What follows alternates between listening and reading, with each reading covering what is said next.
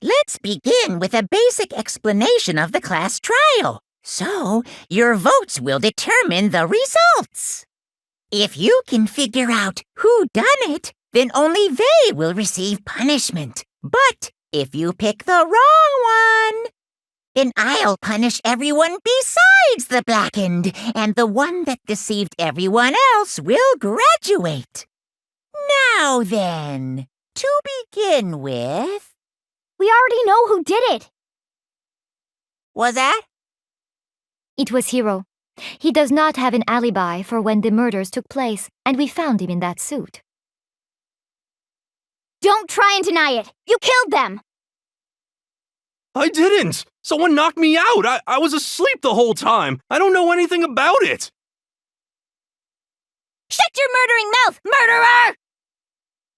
Who are you calling a murderer? I am sorry to say, Hiro, but we do have evidence. Blueprints for the suit. Parts we assume were used to build it. And all of it was found in your room. You have to admit, the evidence is quite compelling. It points to you as having created the suit and wearing it while committing crime after crime. How many times do I have to tell you? I don't know!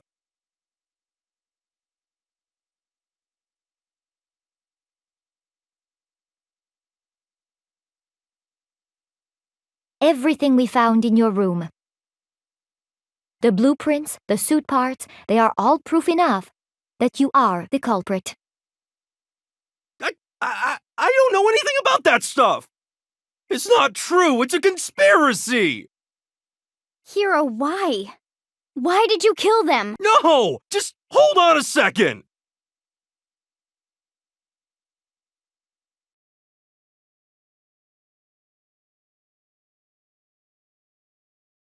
No, that's wrong!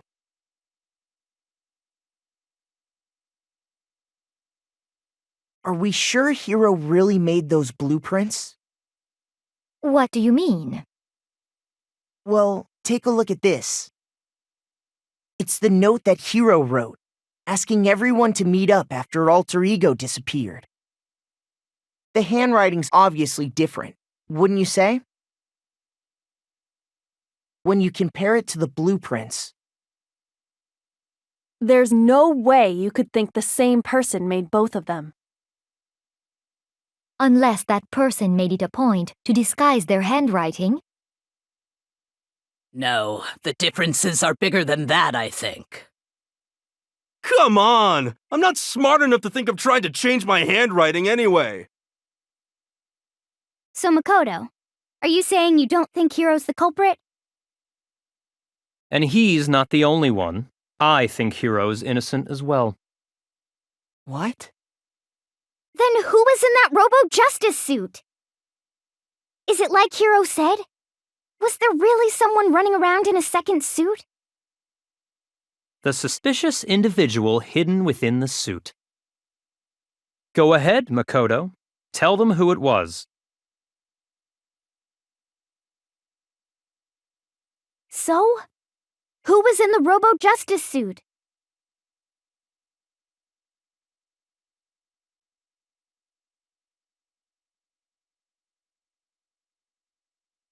I got it! Other than Hiro, I can't think of anyone else it could have been. Obviously, he was the one in that particular suit, and we never found any kind of second suit. Then there can be no doubt. Hiro is the prime suspect. That doesn't make any sense! You just said Hiro didn't do it! It makes perfect sense. Hiro was the suspicious individual in the suit, but he's not the culprit. So what you're saying is... That's right. The culprit in this case has nothing to do with being in the Robo-Justice suit. What? Now that's a bold assumption! And what reason do you have to make such a statement? You do have a reason, yes? Of course. But before we get to that, there's something else we need to clarify first. So let's get that out of the way. Hey, stop trying to boss us around! All things have a proper order. So what is it? What needs to be clarified? We must clarify the method of transportation for Taka's lifeless body. It would seem that his corpse was moved using certain particular items. Makoto, can you tell us what they were?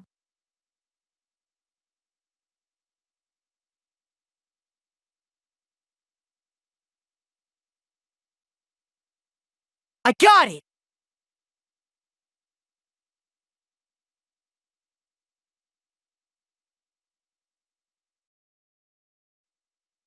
They were a dolly and a tarp, right?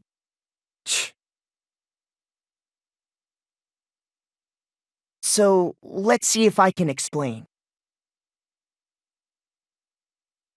Taka's body disappeared from the equipment room, and then we rediscovered it in the repository. And when we found it for the second time, it was wrapped in a blue tarp, right? It was the same tarp that, up until then, was stored in the equipment room. So the killer must have seen it there and decided to use it when they moved Taka's body. That way, they wouldn't leave any bloodstains while they were moving it. Okay, that explains the tarp. And the dolly? Same thing. I'm sure the dolly was in the equipment room when we first found Taka's body there.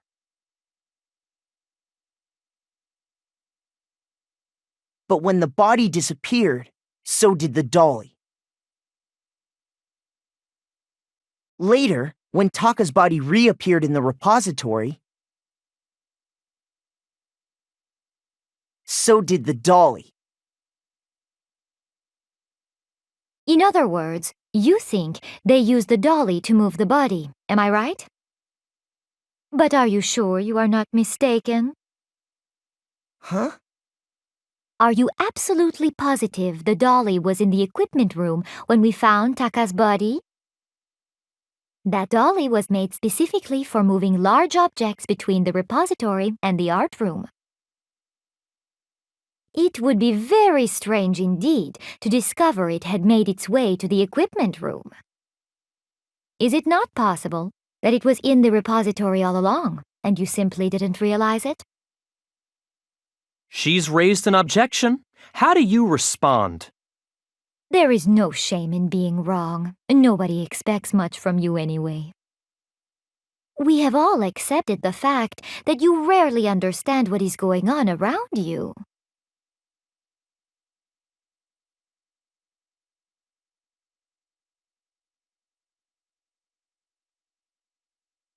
You have it wrong! You are a fool. So pathetic. Lies will get you nowhere. Do your worst. You miserable wretch.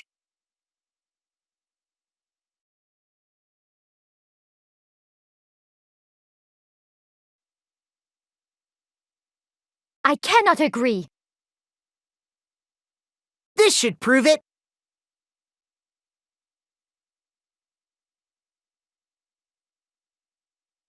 If you're asking for proof that the dolly moved, I have it right here. When I found the dolly in the repository, one of the wheels had a blood stain on it. There was a pool of blood in the equipment room with a tire mark in it that matched the dolly wheel's tread. The killer probably rolled the dolly through the blood on accident as they wheeled the body out of the room. And as the blood dried on the tire, they moved the body into the repository. So there's my proof that the dolly was used to move Taka's body.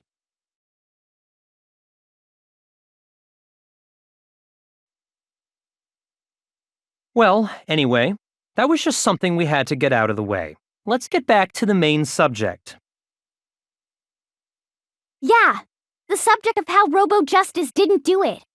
'Cause if it's not a killer robot, then what kind of robot is it? I'm not sure that really matters. I'd be happy to explain why the occupant of the suit couldn't possibly be the killer. If you look back on how the body was transported, it will become immediately obvious.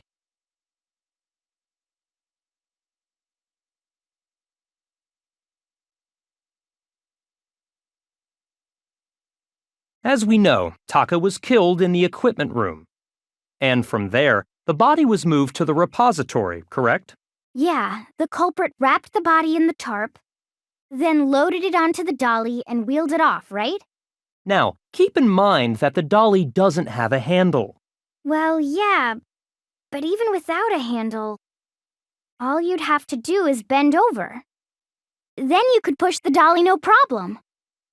So the killer just crouched down and carted the body off to the repository. If you accept everything we just said, then you must realize that whoever was in the suit couldn't possibly be the culprit. Sorry, I don't think I realize anything.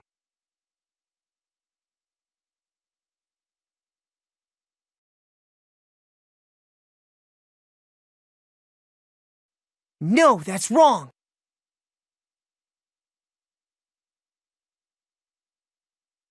You're absolutely right that you could push a dolly without a handle if you stoop down low. But if you were wearing that suit, do you think you could actually get into a position like that? What do you mean? Think back to what you said when we were all checking out the suit together, remember?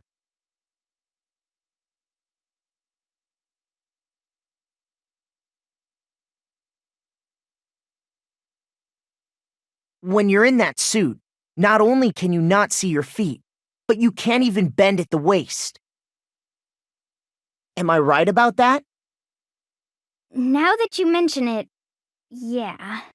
It seems like it'd be awfully hard to push that dolly if you couldn't bend over. Well, what's to stop you from simply pushing the dolly with your feet? When you can't even see your feet? You really think someone could kick the dolly all that way? Yeah, it'd be totally impossible. Not that I can say for sure myself. On top of that, if you were wearing such a rigid, cumbersome suit, it's very unlikely you would have the dexterity to go about wrapping the body in a tarp. Well, I mean, isn't that just a matter of taking off the suit when you're ready to move the body?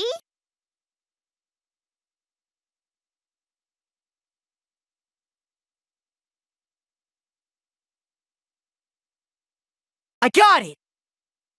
I don't think taking off the suit was an option. If you remember...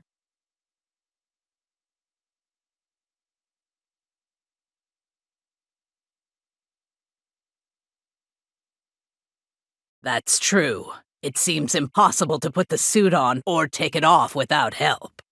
Then, you really can't take it off by yourself? Hiro wasn't just making it up? Of course I wasn't making it up. If he could have gotten it off by himself, I don't think he would have let us see him wearing it. Showing up in the suit was basically an invitation for everyone to suspect him. Yeah, that's right! So, it's really, really true that Robo-Justice couldn't have moved the dolly? To be clear, whoever did move the body, it couldn't have been Hiro in the robot suit, correct? No, wait. Just a second, if you please. Have you forgotten about the picture that I took? You all got a good look at it, did you not? The image of Hifumi being dragged away by Robo-Justice? If whoever was in that suit is not the culprit, how do you explain that? Besides, do you remember what the now deceased Hifumi said?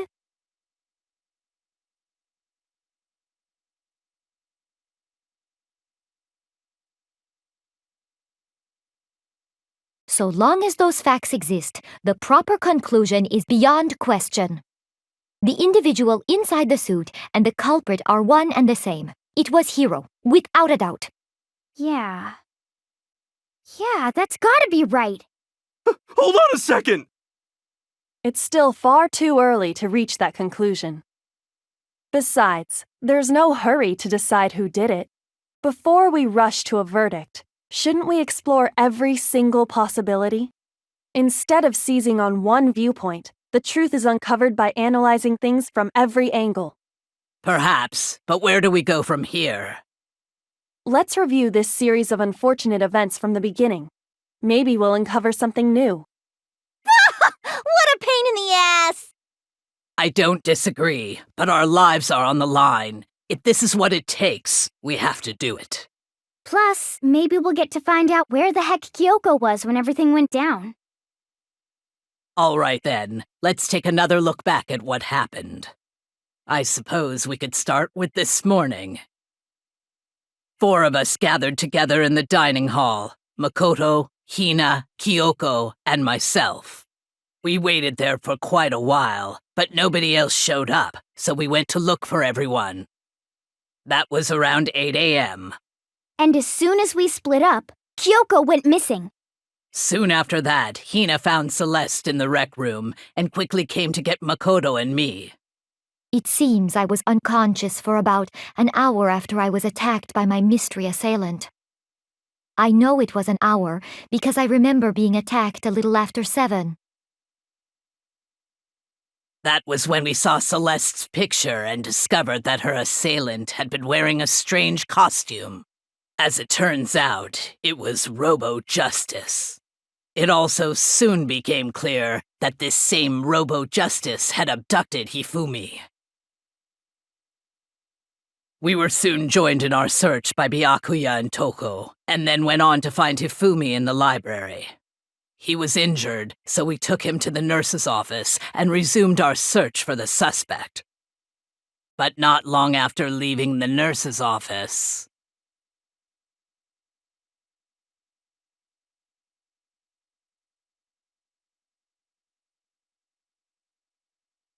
When Celeste told us that, we decided to split up and search the 2nd floor. And soon after that, I saw someone moving around on the 3rd floor, and I yelled out to everyone as soon as I did.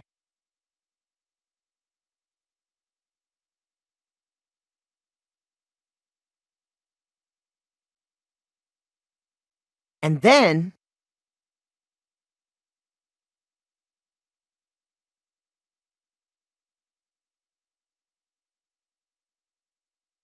At that point, we decided to divide up into 2 groups. Celeste, Hina, and I went back to the nurse's office, while Sakura, Byakuya, and Toko chased after the suspect. When we got back to the nurse's office, we found Hifumi, dead. And that's when we heard the body discovery announcement.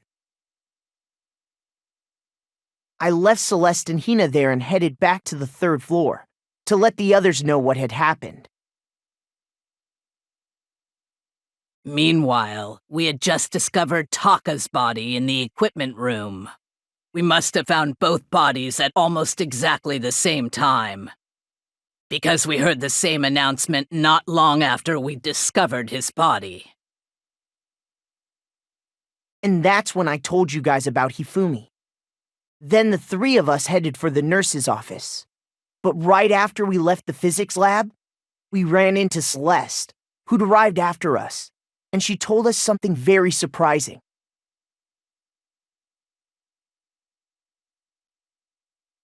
We rushed back to the nurse's office and saw that she was right.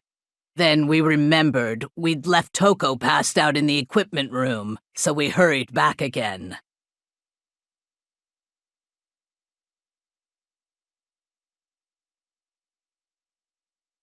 But when we got there, we discovered that now Taka's body had also gone missing. Next thing we knew, we were searching the school for 2 missing dead bodies. And after some time... Celeste informed us that she'd found the bodies, and we all headed to the repository, which is where we rediscovered the corpses. I think that about covers it. I see. The whole thing sounds exceptionally complicated. It certainly seems to me that these are not a simple series of connected events. Okay, well, if that's true, then what? Rather than a single series of events, I think we have to consider each murder a separate situation. And from there, we can uncover the contradictions surrounding all of them. Now then, let's get started, beginning with what happened to Taka.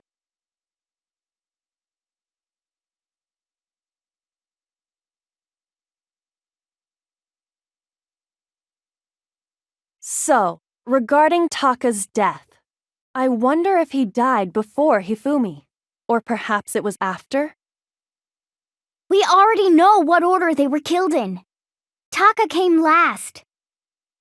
What makes you say that?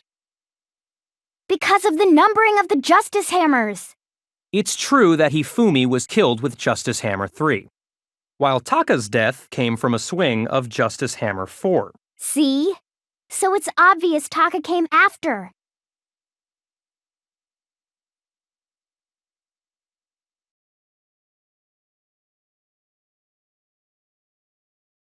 No, that's wrong.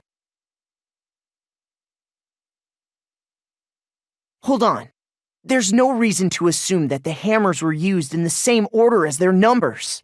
If anything, that's just another way the killer tried to disguise their actions. So you're saying the culprit wanted us to think the hammers were used in order, but in reality Taka was killed before Hifumi? Okay then, let's see the proof.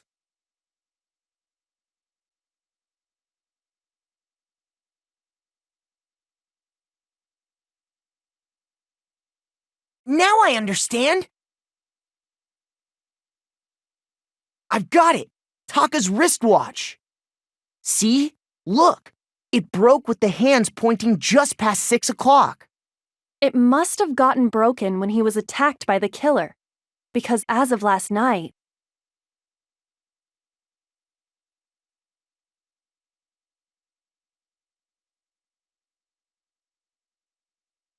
so if it wasn't broken after 6 last night, then he must have been attacked around 6 this morning. And that would be his official time of death.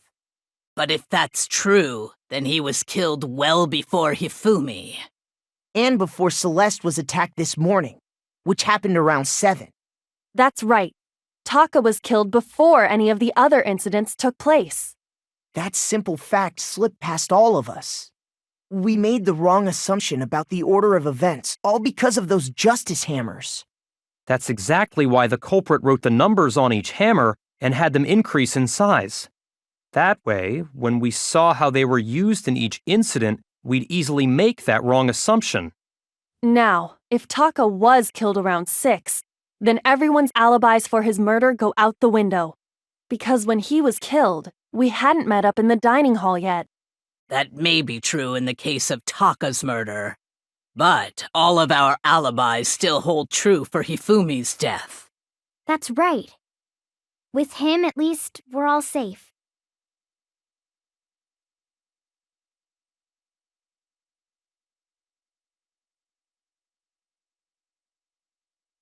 When we heard Hifumi screaming, we were all together. Except for Hiro and Kyoko. Then we all ran down to the nurse's office, and that's where we found his body. That's totally true! We're all in the clear! Oh, I know! They must have recorded him screaming on a tape or something, then played it later on! If that's true, where's the tape? I don't know. Don't just go making stuff up! Anyway, we all have rock-solid alibis for when we heard Hifumi scream. Since all of us were there together, clearly none of us could have killed him. And it does not stop there. There was also the moment when we discovered his body had disappeared. When his body vanished from the nurse's office, Hina and I were in the bathroom together, while everyone else was in the equipment room, correct? And then there's the disappearance of Taka's body from the equipment room.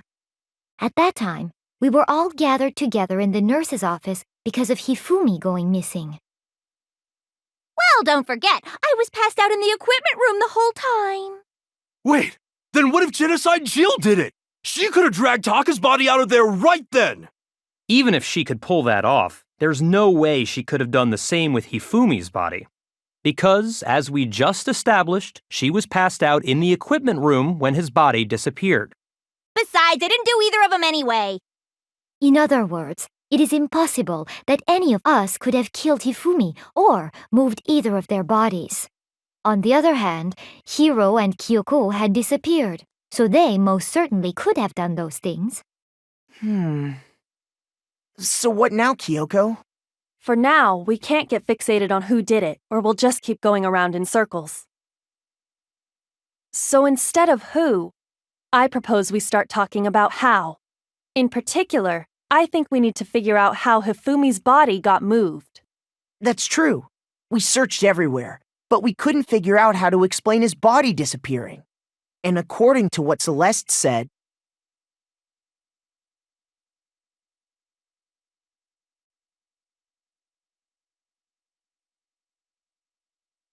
his body apparently disappeared in the 1 minute her and Hina took their eyes off of it. But to carry that much weight from the first floor up to the third in that short amount of time?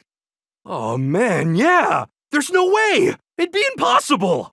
Well, what if I told you there was a way to make the impossible possible? What?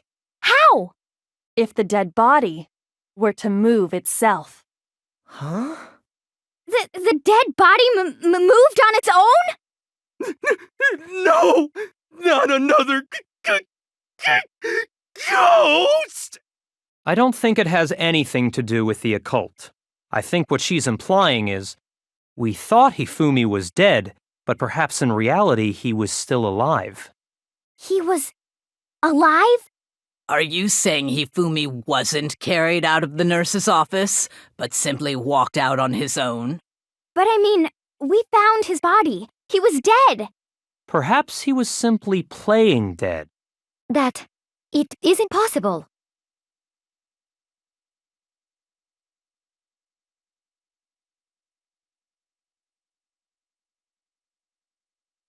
Are you saying that when we first found Hifumi in the nurse's office, there's a chance he was actually still alive?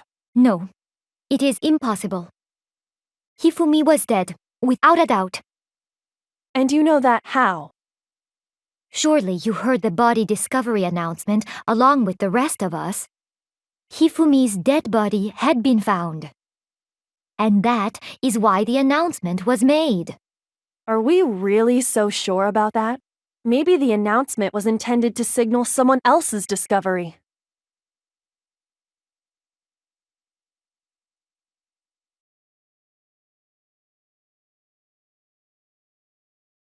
No, that's wrong. Was the body discovery announcement that was made really intended for Hifumi? Of course it was. The announcement played right after we discovered his body. Maybe, but that was also the same time that Taka's body was found. That's right. It wasn't long after finding his body that we heard the announcement. So there's a good chance we've made a mistake in there somewhere. I think we've confused whether the announcement was for Hifumi or Taka. First of all, if 2 bodies had been found, there really should have been 2 announcements. Maybe Monokuma simply got lazy and rolled them together into one. What do you say, Monokuma? Any comment? Well, it's a very sensitive issue, so I can't go into too much detail. But what I can say about the body discovery announcement is that it's only broadcast when 3 or more people find a dead body for the first time. That didn't answer our question, man. We're asking if you're a lazy bum. No, actually, that was plenty. Huh?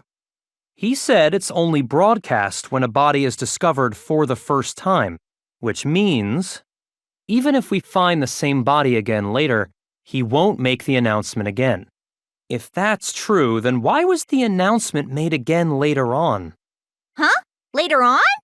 Exactly. We heard the body discovery announcement twice.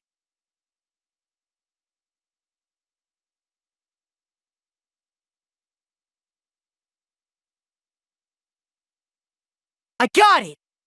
We heard it a second time in the repository, when we rediscovered the 2 bodies.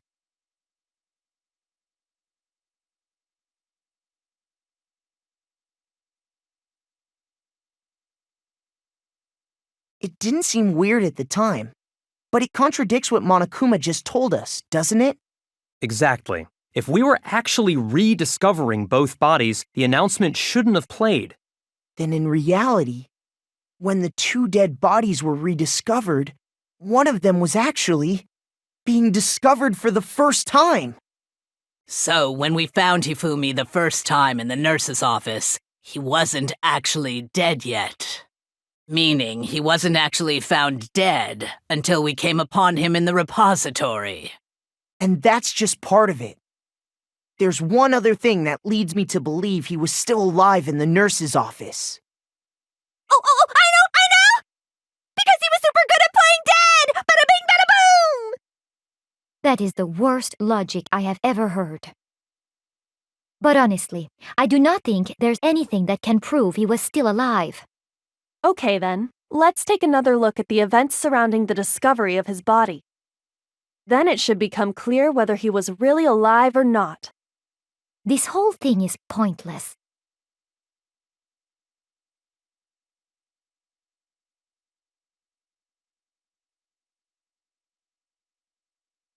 Well, here's one thing we do know. The first time we found Hifumi's body was in the nurse's office. And then, while me and Celeste were in the bathroom, his body disappeared. And the next time we saw his body, it was in the repository. But when you compare his body before being moved and his body after being moved, other than the change in how it was positioned, there was no notable difference. Then, was he really still alive? Of course not. It is impossible. This is ridiculous.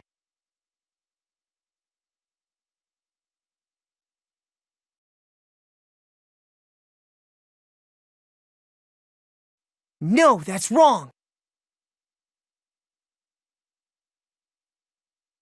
In fact, there was one clear difference between Hifumi in the nurse's office and the repository. His glasses. That fact alone proves that he was only playing dead in the beginning. Perhaps you'd like to fill the rest of us in? When we found Hifumi in the nurse's office, his glasses were covered with blood. But when we found him again later in the repository, they were spotless. And I found the item he used to wipe them clean in the nurse's office trash can.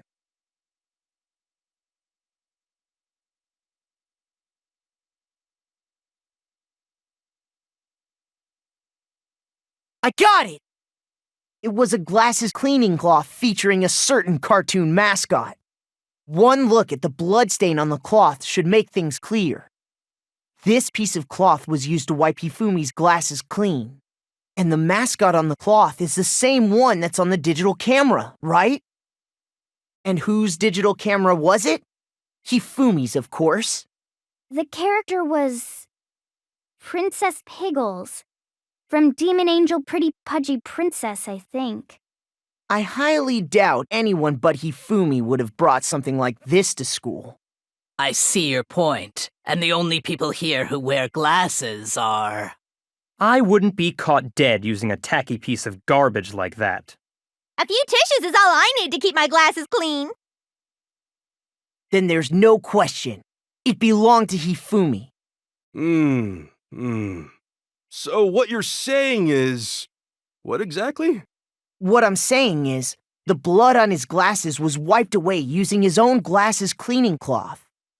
Even if that is true, it does not mean he wiped the blood off himself. But who would benefit from a clean pair of glasses other than the glasses owner?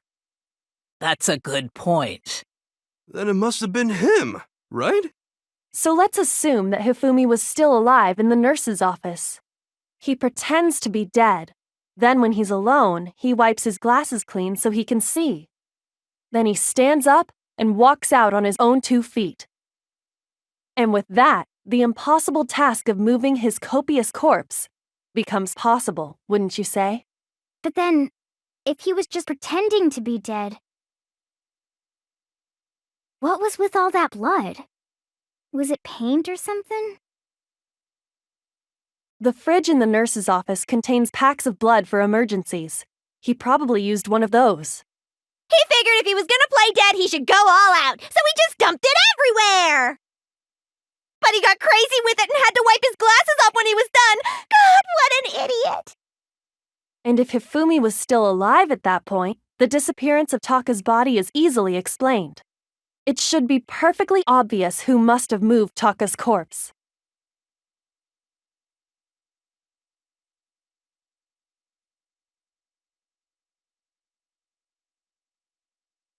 I got it! It could only have been Hifumi. While we were all gathered in the nurse's office, he went to the equipment room and took Taka's body. That also explains how the door to the repository got locked. The door was locked? Well, after the bodies disappeared, we all went looking for them, right? So me and Sakura headed for the repository. But when we got there, the door was locked. And the repository door can only be locked from the inside. Which means when Hina and Sakura got to the repository, someone was already inside. And it could only have been Hifumi, who just finished stashing Taka's body there. He convinced us all he was dead, and when he saw his chance, he dragged Taka's body to the repository. So, Hifumi wasn't just another victim in this case. He was one of the assailants. But that means he took part in the murders. I just can't believe it. If you're having trouble, would you like me to show you one more piece of evidence? There's more? Oh, absolutely. The single biggest fact pointing to his involvement has yet to be revealed. You know what I'm talking about, right, Makoto? The item he took off of Taka's lifeless body?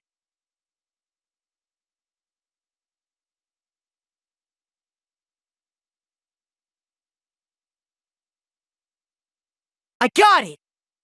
You're talking about the note Hifumi had hidden away, aren't you? A hidden note? That's right. We found it stuffed in his pants. What? In his pants? Yes, his pants. Okay, well, forget about the pants for now. Take a look at what the note says.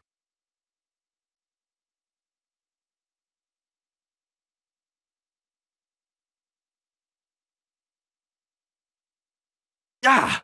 That's the note I was telling you about! The one that told me where to go! Huh? Wait, this one's a little different. In my note it said, Monokuma can't find out, so don't tell anyone else for now. Let's meet in the rec room at 1 a.m. I see. Then this note isn't the same one Hiro got. It's not the same? In other words, the killer got in touch with another person besides Hiro. And that person could only have been...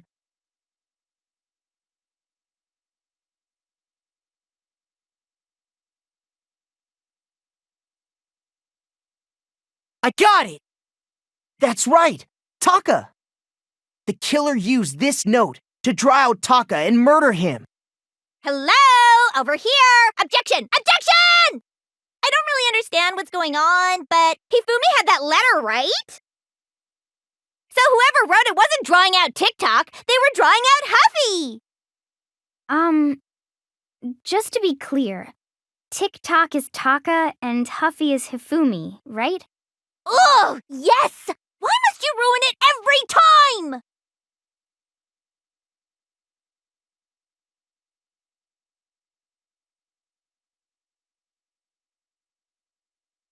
Huffy had the note, right? Then the person it was intended for must have been Huffy! But remember what the note said. What time did it say to meet? 6 a.m., I believe. The time doesn't matter! The note has nothing to do with TikTok! No, that's wrong. No, there absolutely is a connection. What the hell are you talking about? The note said to meet at 6 a.m., which is the same time Taka was murdered. We've already proven that using his wristwatch. But there's more. Look where the note says to meet. The equipment room, right? Which is where Taka was killed. I see. So, Taka was murdered at both the time and place written in the note. I think that should be plenty to show that this note was definitely meant for Taka. Well, when you put it like that... No further objections! Then someone used that note to trick Taka, just the same as me. Ugh, the culprit really is a cold-blooded monster, telling people they'd found a way out. But if they gave the note to Taka, what was Hifumi doing with it? Stuffed down his pants, no less! Most likely, Hifumi stole it off Taka's corpse after he died. Huh? He stole it? Where's your proof? Go ahead, show us.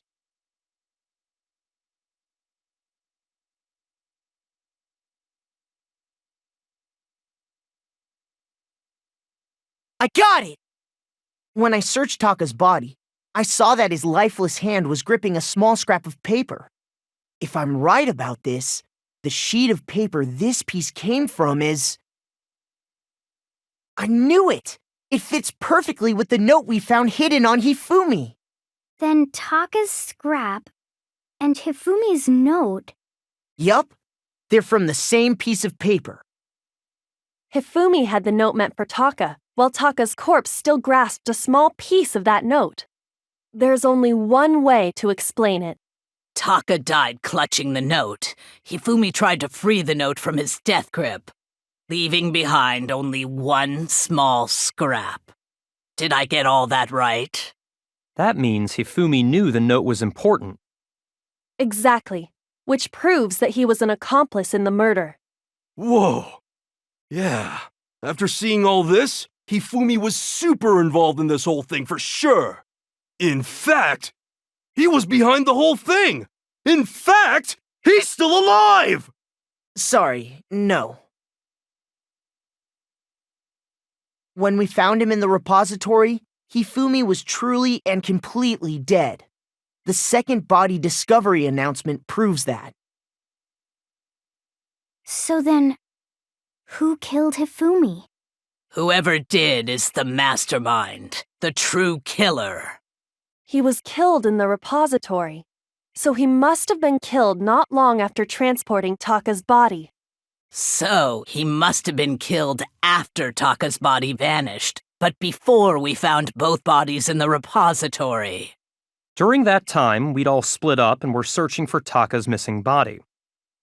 In other words, during that time, none of us have alibis. Wait, but me and Sakura were together. Stop trying to steal the spotlight, you stupid walrus! Who are you calling a walrus? Anyway, when they were killed bothers me too. But there's something that's been bothering me even more. And what might that be? The weapon they used to kill Hifumi. The weapon? Yeah, because according to the Monokuma file, the way Taka and Hifumi were killed was almost the same, with them having similar fractures and all. But Justice Hammer 3 and 4 were still laying around in the nurse's office and equipment room, right?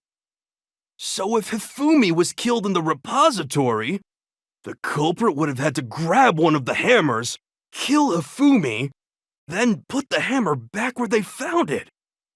But wouldn't that be seriously risky for him? I'm surprised. It seems there's some semblance of a brain knocking around that skull of yours after all. Hell yeah, it's packed in there good and tight.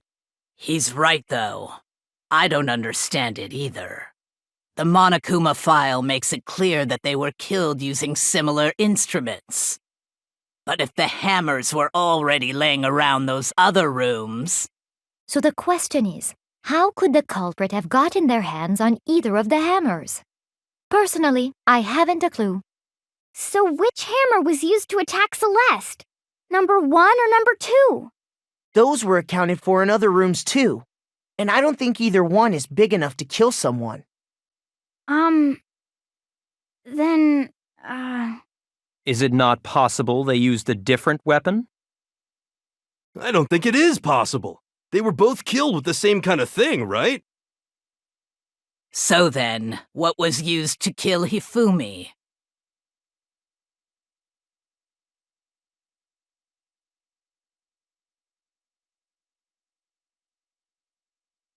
What was used to kill Hifumi? Was it Justice Hammer 3? Maybe Justice Hammer 4? Well, whatever it was, there's one thing we have to figure out. How was the culprit able to move around so freely with the weapon? How did nobody witness them carrying it? Sounds like a Justice Hammer 5 is about to make its appearance! Check out murdergear.com/hammertime for more info! Well, one thing seems pretty clear. The murder weapon had to be one of the Justice Hammers! And, that's about it.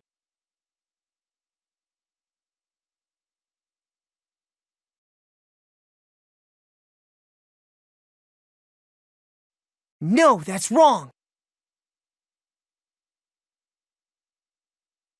The murder weapon wasn't a justice hammer at all.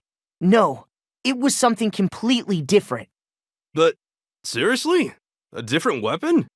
Specifically, a hammer from the repository. The killer could have easily used that to kill Hifumi. Now, all the hammers in the repository were covered in flecks of grit and debris.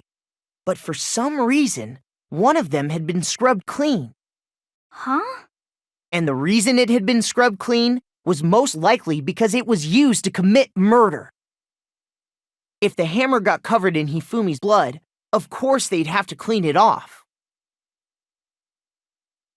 I'd also like to point out that the repository has all kinds of hammers. Big ones, small ones, and even some flat mallet-like ones. I think whoever made the Justice Hammers used those as a basis for their design. If that's true, that would explain the Monokuma file's note about the wounds being similar. So Hifumi moved Taka's body to the repository, where someone then used a hammer to kill him. And whoever did that is the true killer. The one Hifumi was working with. And the one who betrayed him. Hold on a moment. I still think it's strange to assume someone was working together with him. The way the graduation rule works, there is no benefit to helping someone else carry out a murder.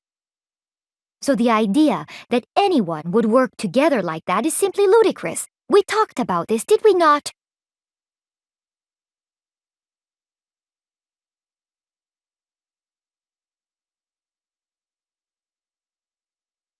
Based on the rules that have been laid out for us, even if more than one person is complicit in the murder, only the one who actually carried out the act can graduate and survive.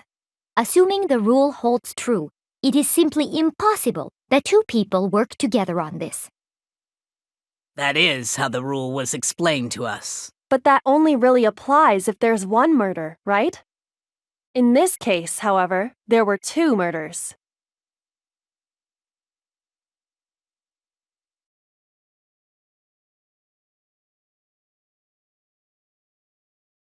No, that's wrong. Since there were two murders, it's at least plausible that more than one person was involved. What do you mean? If there'd only been one murder, then yes, the idea of an accomplice isn't really worth considering.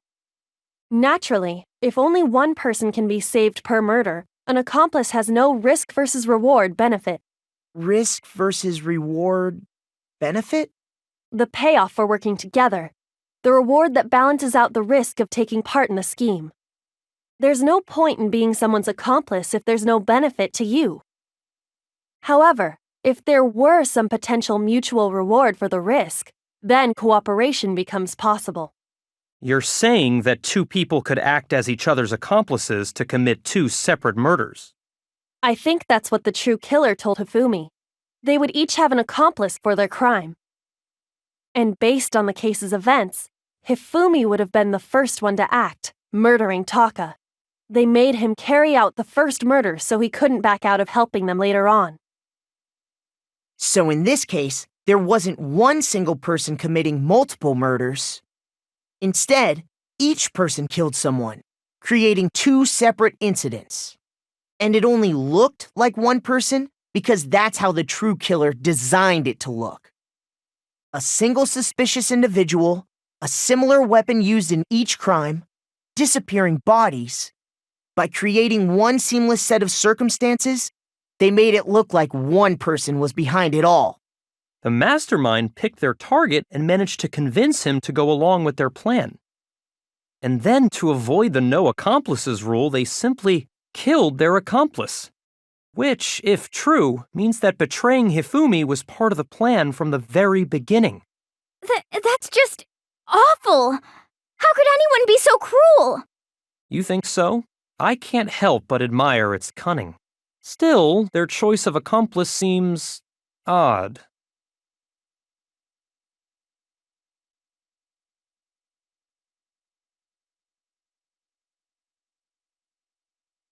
I understand how an accomplice could be involved, but then who was the one pulling Hifumi's strings?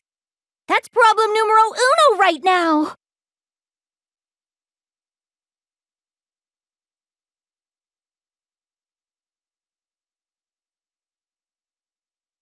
Here's my answer.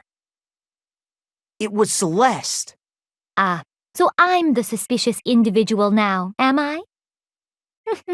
I really do hate this kind of joke. A joke? I wonder. So what you are saying, then, is that I specifically chose to work together with Hifumi. The idea that I would choose to spend any amount of time interacting with him, that I would go within 10 feet of that shit-for-brain-fat, lazy, worthless, goddamn idiot!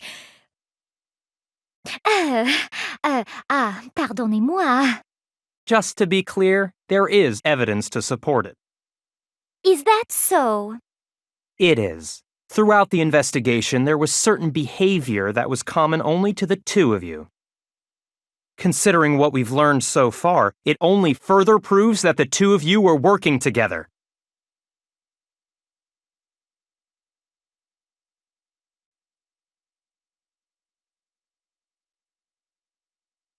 I got it! The behavior they had in common has to do with the suspicious individual in the suit, doesn't it? The only ones who ever actually saw Robo-Justice firsthand were Celeste and Hifumi. Shush, the adults are talking now. Sorry. As he said, only Celeste and Hifumi ever laid eyes on the costumed individual. If we accept that Hifumi was one of the culprits, we can't help but suspect what Celeste has said as well. Are you saying everything they told us was a lie? After taking Hifumi to the nurse's office, we all began our search for this individual, correct?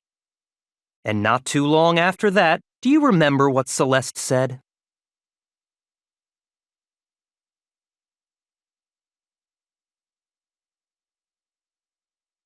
We headed to the second floor specifically because of what she claimed to have seen. Next, to draw us all to the physics lab up on the third floor, She let out a blood-curdling scream. and when we'd all come to see what was wrong, what was it she said?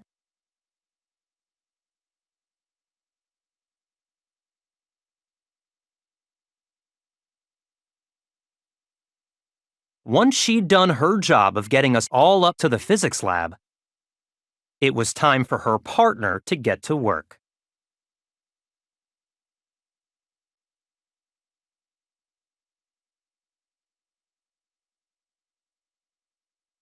It was to get us to divide into two groups, so that we would discover both bodies at the same time?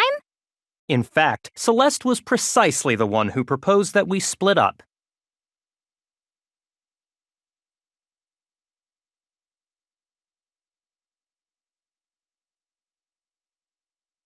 Well, if Celeste and Hifumi were working together, all those chance events suddenly become connected.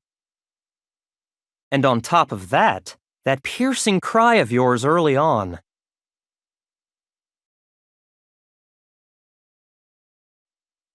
That was to signal Hifumi, wasn't it? It was your way of telling him, we're on the third floor, everything's going according to plan. Why else would you let out a scream that could have carried across the sea? I just realized another strange thing. When we found Hifumi in the nurse's office, who we now know was only pretending to be dead,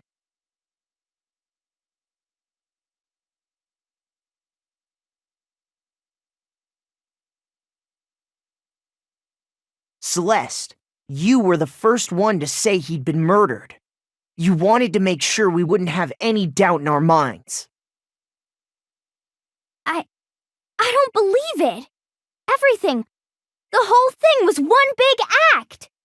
Hina, you were with Celeste when Hifumi's body disappeared, right? Yeah. I was feeling kinda sick, so Celeste took me to the bathroom. Wait! Then that was... She wasn't worried about you. She just saw a chance to help Hifumi sneak out of the nurse's office. Each piece isn't much by itself, but start putting them together and the picture gets very ugly indeed. Wouldn't you agree, Celeste? I have no idea what you mean. Don't bother trying to deny it. You made one fatal mistake. Oh, did I? I didn't even catch it myself when you first said it, but looking back, I can say that one little slip-up was your undoing. What are you talking about? I'm talking about what you said after Hifumi's body disappeared and we returned to the nurse's office.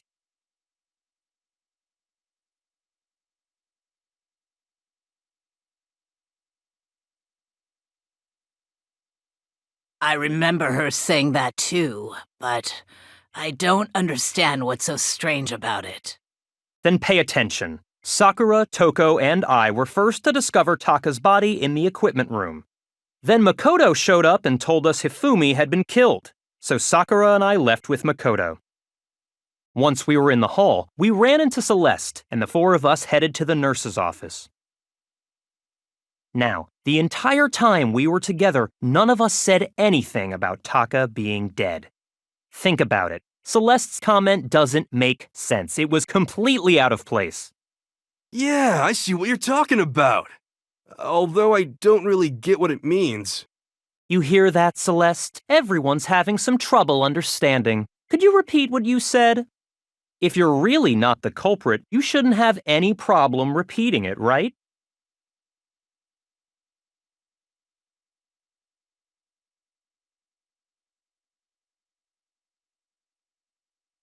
All I said was... They must really be enjoying this. Enjoying the sight of us standing around, frightened and confused. They must be positively elated. We are all going to die here. We are going to die, just like those guys died. And that is all I said. And that's all it takes to finish this. It's obvious, isn't it? What was so strange about Celeste's comment?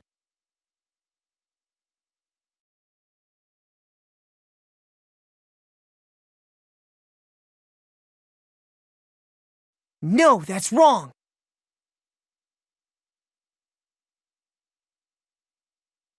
That's right. There's no reason Celeste should have said, just like those guys died. When she said that, none of us had told her Taka was dead. Exactly. And we didn't run into her until after we were all out in the hall. So there was never any chance for her to have seen his body in the equipment room for herself. So how did you know, Celeste? How did you know more than one person had been killed? And how did you know they were both guys? Because Kyoko had also disappeared, right? So she could have been dead too. You all have such vivid imaginations, you know that? Imaginations? You claim that I was lying when I told you about the suspicious person I saw. Then what about the picture I took?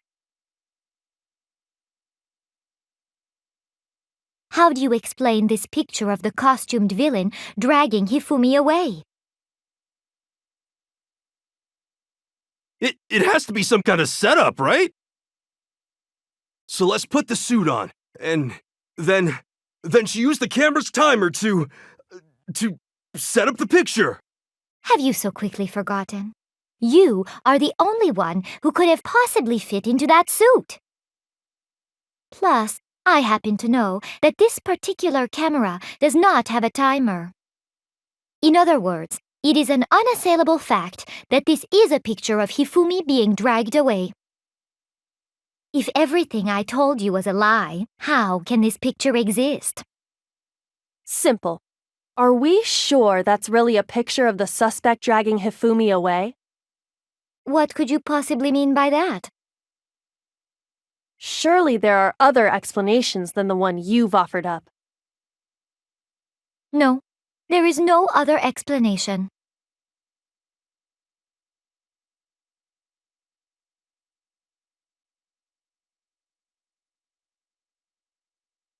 I got it! It's not a picture of the suspect dragging Hifumi away. I would say it's a picture of Hifumi dragging the suspect away. That's certainly within the realm of possibility. The one being dragged off in that picture isn't Hifumi, but the person in the robot suit. We've simply been led to believe that it's the other way around. And the strange costume might only exist to lead us astray even farther. If you saw someone wearing something like that in this situation, of course you'd notice and be suspicious. That's what happened! You put me to sleep and made me out to be the bad guy in all this!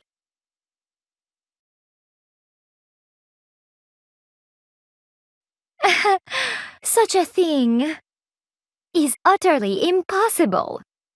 Hifumi was dragging him away? Ridiculous. Is it? I don't think it's ridiculous at all. Then shut your mouth and allow me to educate you.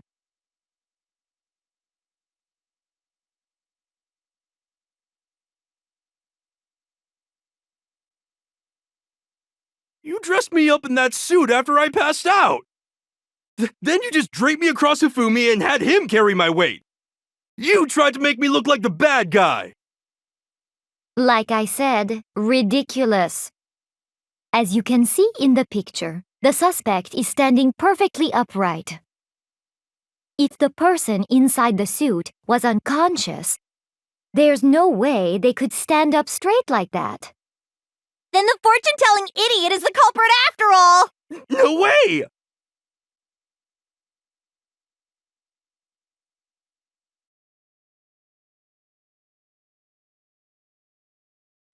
No, that's wrong!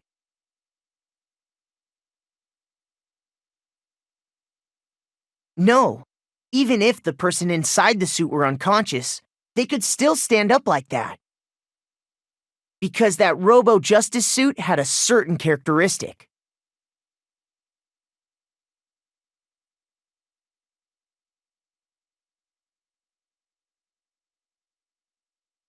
That's right! They totally made a mistake when they made it, so it couldn't bend at the waist. I'm not so sure that was a mistake. I think the suit was designed from the beginning to be used the way it was. Celeste and Hifumi took the suit they'd specially designed and stuffed Hiro into it. That's how they were able to fake that whole thing. The point of it all was to make us believe whoever was in the suit was to blame.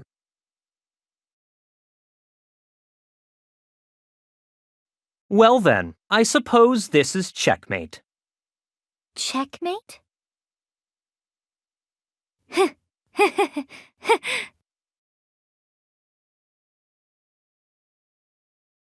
Don't make me laugh, you idiot! What do you mean, checkmate? Celeste? Clearly, you want to cram me into your little guilty box. Well, there's one little problem. Have you already forgotten what Hifumi told us as he lay dying?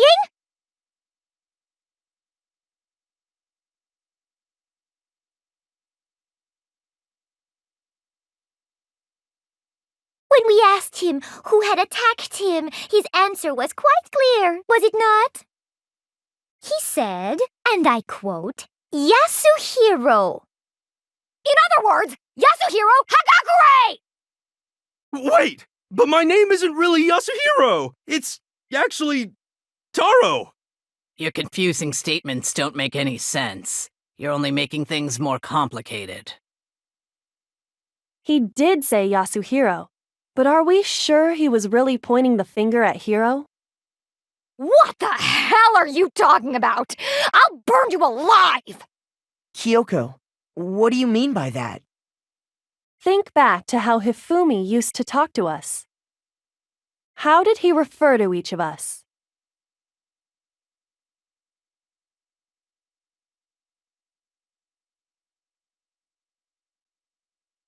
I got it! That's right, our last names. He called us all by our last names. Exactly. I know I heard him say Mr. Naegi more than once, for example. So if Hifumi did mean to say Hiro's name, he would have said his last name, Hagakure. I'm sure it was just incidental. By chance, his first name. Indecent? Don't talk. Random chance. Now isn't that a convenient explanation? No, there's no reason to think he would have said the name any different than normal. But he must have run out of energy before he could say any more. So Hifumi was trying to tell us the last name of whoever killed him? But the name he said doesn't apply to anyone here. Well, no. Hold on. There's one person it could apply to. And that's Celeste. She never actually told us what her real name is. What did you just say? To think you'd take your false accusation so far, I don't know whether to laugh or spit! Come on! Enough with your idiotic blather! Yasuhiro is a loser's name! Do I look like a loser to you? Well? Do I? What? I think I've earned the right to be a little on edge. Okay, then fill us in. What's your real name? Fine. Make sure your ear holes are wide open and listen up!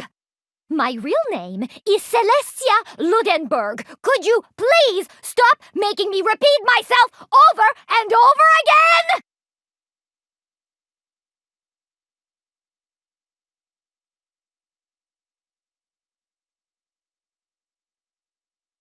Hifumi was trying to tell us something. He wanted us to know the killer's last name, Yasuhiro. If there's one person here who might have that last name.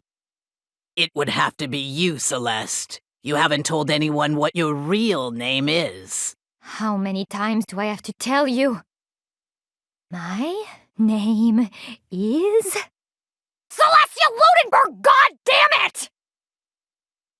How long do you plan to go on pretending? I'm not pretending. It's the truth. And since you have no way to contradict me... That's the only truth there is!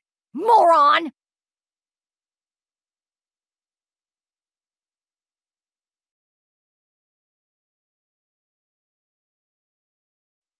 No, that's wrong.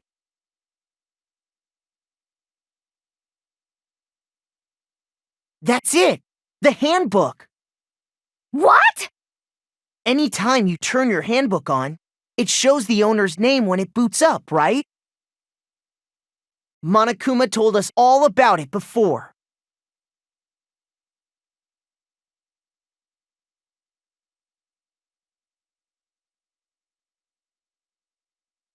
So all we have to do is check her handbook, and that'll clear up everything.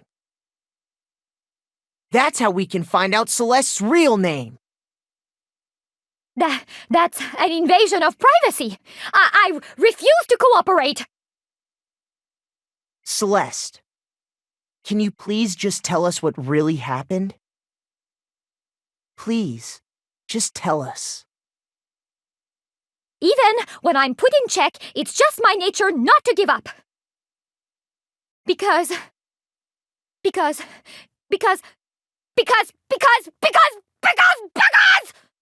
Until the game's over, you never know what might happen! Fine then. Let me settle it. Let me go over the case again, from the beginning, and shed light on all your crimes. And that'll bring everything to an end.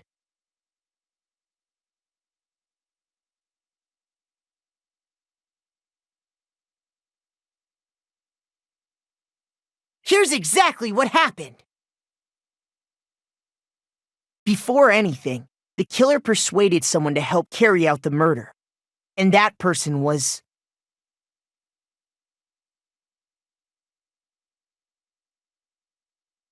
Hifumi.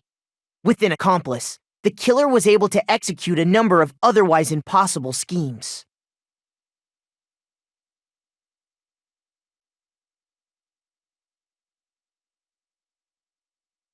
First, they convinced someone to meet them in the rec room, last night at 1 in the morning.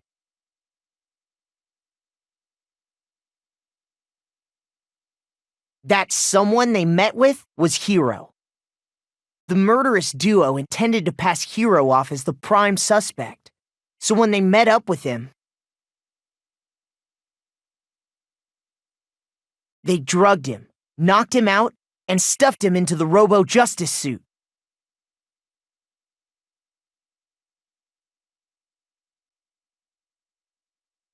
Next, Hifumi positioned himself to make it look like Robo-Justice was attacking him, while the killer used a digital camera to take pictures of the assault. They did all this just to create evidence that would put the suspicion on Hiro. When they were done with him, they shoved him, still unconscious, into the pool room locker.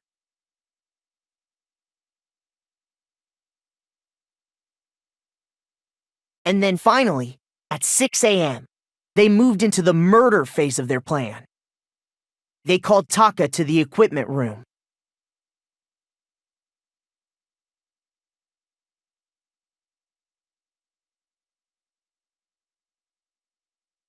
And that's where Hifumi killed him, making it the scene of the first murder.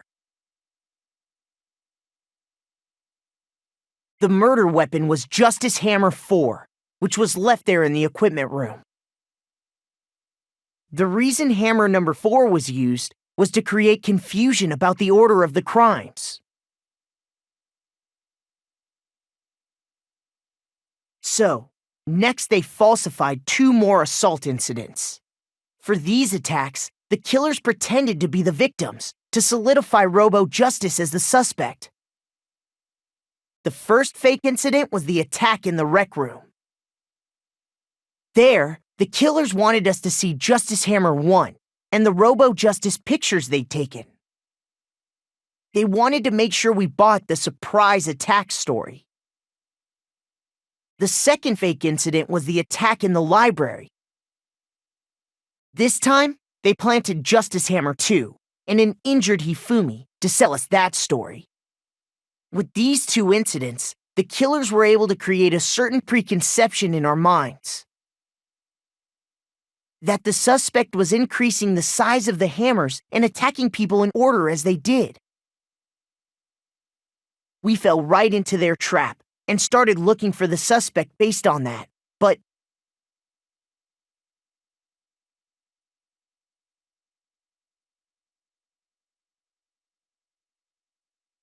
while we did that, we left Hifumi alone in the nurse's office.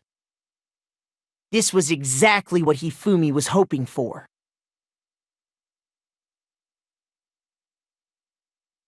He took a blood packet from the refrigerator and Justice Hammer 3 and turned the room into a crime scene in which he himself had apparently been brutally murdered.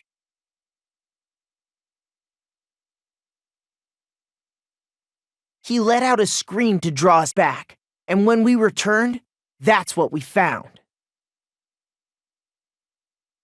Meanwhile, the other group that had been out searching found Taka's body at the same time. So when we heard the body discovery announcement, we naturally assumed it was for Hifumi. We left the nurse's office, and Hifumi once again took advantage of the situation. He simply got up and made his escape. When we learned his body had disappeared, we all rushed back to the nurse's office. And once again, Hifumi had the chance he was waiting for. This time, he snuck into the equipment room.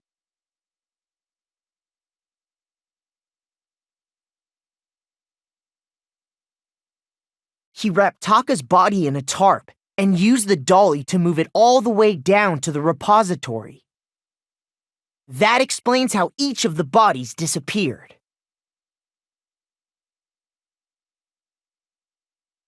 But even Hifumi didn't know what the true killer had in mind for their final act.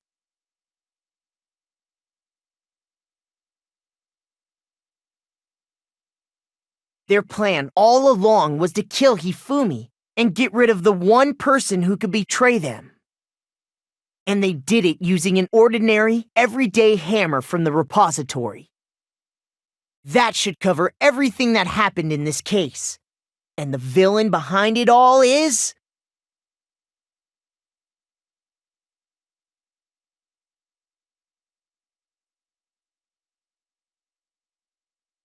Celeste! Sorry, you lose. I lost? I lost? When was the last time I was forced to utter such words? They hang heavy around my neck. Then you admit it? You're the killer? Listen to you, trying to take charge, as if you're my private instructor. I, Celestia Ludenberg. Actually, no. Taeko Yasuhiro is fine. Taeko? So, you finally accepted it. I'm the kind of person, once I've lost, I don't like things to drag on. Interesting.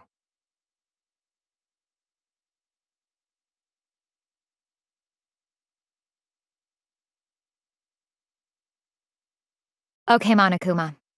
I'm ready to begin. Or, no. I suppose this is the end, isn't it? It is indeed the moment we've all been waiting for. Time to vote, okay? Okay. If you would, please locate your lever and cast your vote. And when the votes are tallied, who will become the blackened? Will you make the right choice or the dreadfully wrong one? What's it gonna be? What's it gonna be?